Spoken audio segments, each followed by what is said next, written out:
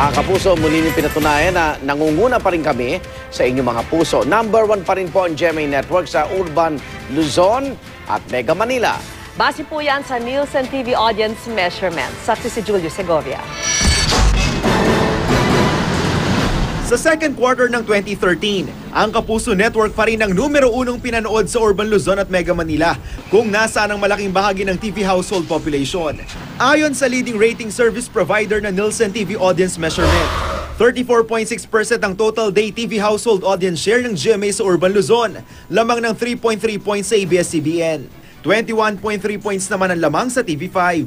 Hindi rin natinag sa pagiging number 1 ang GMA sa baluarte nitong Mega Manila.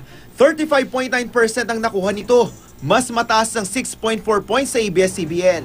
Angat din ng 21.6 points sa TV5. Kung TV household audience share naman sa buong bansa ang pag-uusapan, noong July, tayo sa number 1 ang GMA at ang ABS-CBN. Nakakuha ng 34.4%. On the matter of the ratings, the anticipation is that the ratings will further improve for the balance of the year. Nito ring unang 6 na buwan ng taon, nagtala ng double-digit growth ang Kapuso Network nang umabot sa 6.725 billion pesos ang net revenues ng kumpanya, 14% na mas mataas na naitala ng isang taon sa kaparehong 6 na buwan. At kahit ginastusan ng husto ng GMA ang mga programa nito para higit pa itong mapahusay, tumaas pa rin ang net income ng GMA ng 12%. In the first half, apart from Indio, we had tremendous expenses in covering the election. That's why our election coverage was the most comprehensive.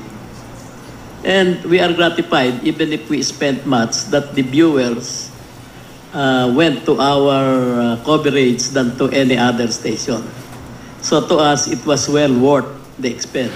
Kumpiyansa ang Kapuso Network na magtutuloy-tuloy ang pagiging number 1 ito at maaabot din ang target revenue hanggang matapos ang taong ito.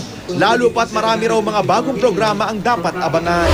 Because the second half is always higher in revenues, traditionally speaking and historically, than the first half. As I said, we are projecting higher gross and higher net this year than last year. There are a number of programs that are in the pipe to be launched fairly soon, and the expectation is that these will build on the current ratings and take us further.